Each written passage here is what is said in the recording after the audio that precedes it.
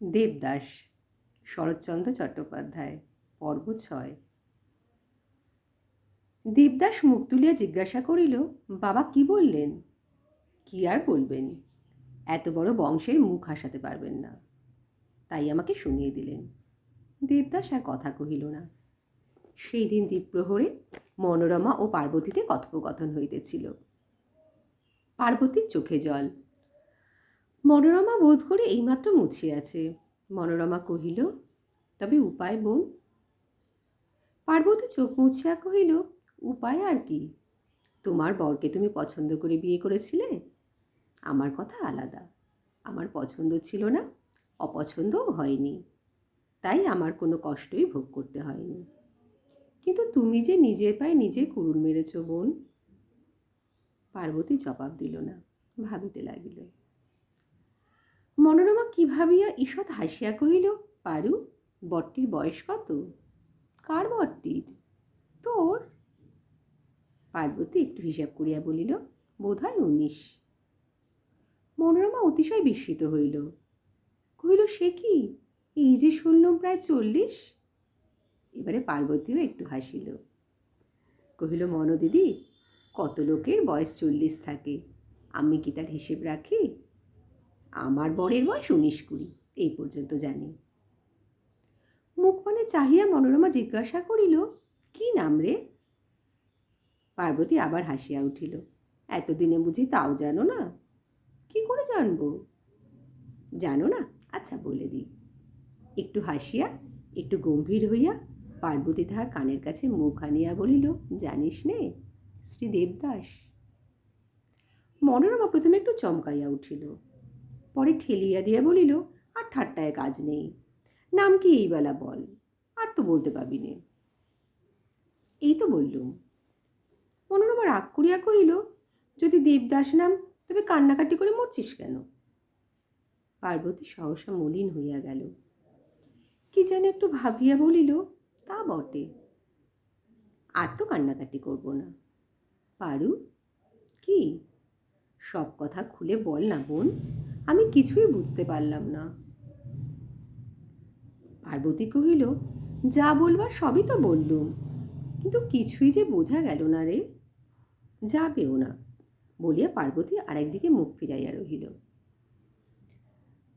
মনোরমা ভাবিল, পার্বতী কথা লুকাইতেছে, তাহার মনের কথা কহিবার ইচ্ছা নাই। বড় অভিমান হইল। দুঃখিত হইয়া কহিল, পারু, তোর যাতে দুঃখ, আমারও তো তাতে তাই বোন। তুই সুখী হ, এই তো আমার আন্তরিক প্রার্থনা। যদি কিছু তোর লুকানো কথা থাকে, আমাকে বলতে না চাস বলিস নে, কিন্তু এমন করে আমাকে তামাশা করিস নে। পার্বতীও দুঃখিতা হইল, কহিল, ঠাট্টা করিনি দিদি, যতদূর নিজে জানি ততদূর তোমাকেও বলেছি। আমি জানি আমার স্বামীর নাম দেবদাস, বয়স 19-20, সেই কথাই তো তোমাকে বলেছি। কিন্তু এই যে শুনলুম তোর আর কোথায় সম্বন্ধ স্থির হয়েছে। স্থির আর কি, ঠাকুমার সঙ্গে তো আর বিয়ে হবে না, হলে আমার সঙ্গেই হবে। আমি তো কই এ খবর শুনিনি। মনোরমা যাহা শুনিয়াছিল তাহা এখন বলিতে লাগিল। পার্বতী তাহাতে বাধা দিয়া বলিল, এসব শুনেছি, তবে দেবদাস তোকে? কি আমাকে? মনোরমা হাসি চাপিয়া বলিল, তবে স্বয়ংবরা বুঝি? লুকিয়ে লুকিয়ে পাকা বন্দোবস্ত করা হয়ে গেছে, কাঁচা পাকা এখনো কিছুই হয়নি। মনোরমা ব্যথিত স্বরে কহিল, তুই কি বলিস পারু, কিছুই তো বুঝতে পারি নে। পার্বতী কহিল, তাহলে দেবদাসকে জিজ্ঞাসা করে তোমাকে বুঝিয়ে দেব। কি জিজ্ঞাসা করবে? সে বিয়ে করবে কিনা তাই? পার্বতী ঘাড় নাড়িয়া বলিল, হ্যাঁ তাই। মনোরমা ভয়ানক আশ্চর্য হইয়া কহিল, বলিস কি পারু, তুই নিজে এ কথা জিজ্ঞাসা করবি? দোষ কি দিদি? মনোরমা একেবারে অবাক হইয়া গেল। বলিস কি রে, নিজে? নিজেই, নইলে আমার হয়ে আর কে জিজ্ঞাসা করবে দিদি? লজ্জা করবে না? লজ্জা কি, তোমাকে বলতে লজ্জা করলুম? আমি মেয়ে মানুষ, তোর সই, কিন্তু সে যে পুরুষ মানুষ পারু। এবার পার্বতী হাসিয়া উঠিল, কহিল, তুমি সই, তুমি আপনার, কিন্তু তিনি কি পর? যে কথা তোমাকে বলতে পারি সে কথা কি তাকে বলা যায় না? মনোরমা অবাক হইয়া মুখ পানে চাহিয়া রহিল। পার্বতী হাসি মুখে কহিল, দিদি, তুই মিছামিছি মাথায় সিঁদুর পড়িস। কাকে স্বামী বলে তাই জানিস নে। তিনি আমার স্বামী না হলে, আমার সমস্ত লজ্জাশরমের অতীত না হলে আমি এমন করে মরতে বসতুম না। তাছাড়া দিদি, মানুষ যখন মরতে বসে তখন সে কি ভেবে দেখে বিষটা তেতো কি মিষ্টি? তার কাছে আমার কোনো লজ্জা নেই। মনোরমা মুখ পানে চাহিয়া রহিল।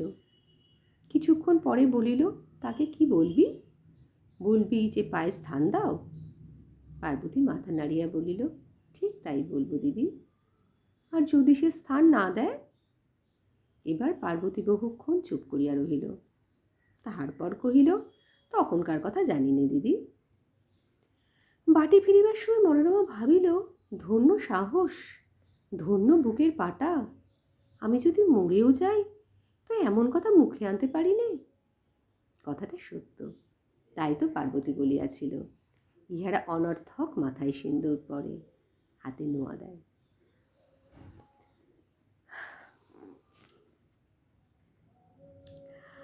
রাত্রি বোধহয় 1টা বাজিয়া গিয়াছে।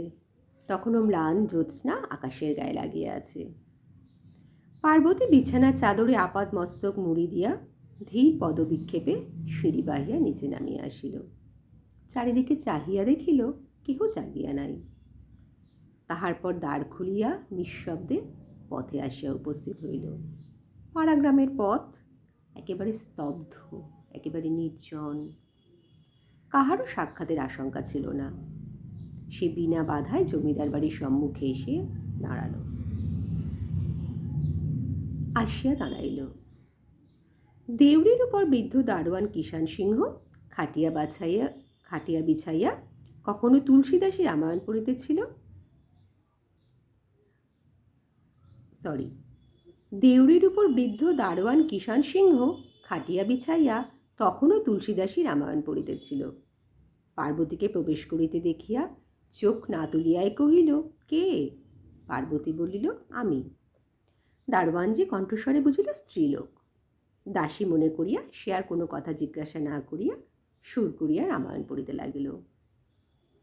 পার্বতী চলিয়া গেল। গ্রীষ্মকাল। বাহিরে উঠানের উপর কয়েকজন ভৃত্য শয়ন করিয়াছিল। তাহাদের মধ্যে কেহ বা নিদ্রিত, কেহ বা অর্ধজাগরিত। তন্দ্রার ঘরে কেহ বা পার্বতীকে দেখিতে পাইল, কিন্তু দাসী ভাবিয়া কথা কহিল না। পার্বতী নির্বিঘ্নে ভিতরে প্রবেশ করিয়া সিঁড়ি দিয়া উপরে উঠিয়া গেল। এ বাটির প্রতি কক্ষ, প্রতি গবাক্ষ তাহার পরিচিত। দেবদাসের ঘর চিনিয়া লইতে তাহার বিলম্ব হইল না। কপাট খোলা ছিল এবং ভিতরে প্রদীপ জ্বলিতেছিল। পার্বতী ভিতরে আসিয়া দেখিল দেবদাস শয্যায় নিদ্রিত। শিয়রের কাছে কি একখানা বই তখনও খোলা পড়িয়াছিল। ভাবে বোধ হইল সে এইমাত্র যেন ঘুমাইয়া পড়িয়াছে। দীপ উজ্জ্বল করিয়া দিয়া সে দেবদাসের পায়ের কাছে আসিয়া নিঃশব্দে উপবেশন করিল। দেয়ালের গায়ে বড় ঘড়িটা শুধু টকটক শব্দ করিতেছে। ইহা ভিন্ন সমস্ত নিস্তব্ধ, সমস্ত সুপ্ত। পায়ের উপর হাত রাখিয়া পার্বতী ধীরে ধীরে ডাকিল, দেবদা। দেবদাস ঘুমের ঘরে শুনিতে পাইল কি যেন ডাকিতেছে। চোখ না চাহিয়া সাড়া দিল, ও দেবদা। এবার দেবদাস চোখ রগড়াইয়া উঠিয়া বসিল। পার্বতীর মুখে আবরণ নাই। ঘরে দীপও উজ্জ্বলভাবে জ্বলিতেছে। সহজেই দেবদাস চিনিতে পারিল, কিন্তু প্রথমে যেন বিশ্বাস হইল না। তাহার পর কহিল, এ কি, ভালো নাকি? হ্যাঁ, আমি। দেবদাস ঘড়ির পানে চাহিয়া দেখিল। বিস্ময়ের উপর আরো বিস্ময় বাড়িল। কহিল, এত রাত্রে? পার্বতী উত্তর দিল না, মুখ নিচু করিয়া বসিয়া রহিল। দেবদাস পুনরায় জিজ্ঞাসা করিল, এত রাত্রে কি একলা এসেছ নাকি? পার্বতী বলিল,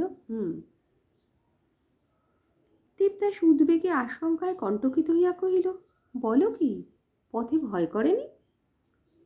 পার্বতী মৃদু হাসিয়া কহিল, ভূতের ভয় আমার তেমন করে না। ভূতের ভয় না করুক, কিন্তু মানুষের ভয় তো করে। কেন এসেছ? পার্বতী জবাব দিল না, কিন্তু মনে মনে কহিল, এ সময় আমার তাহাও বুঝি নেই। Please subscribe my channel.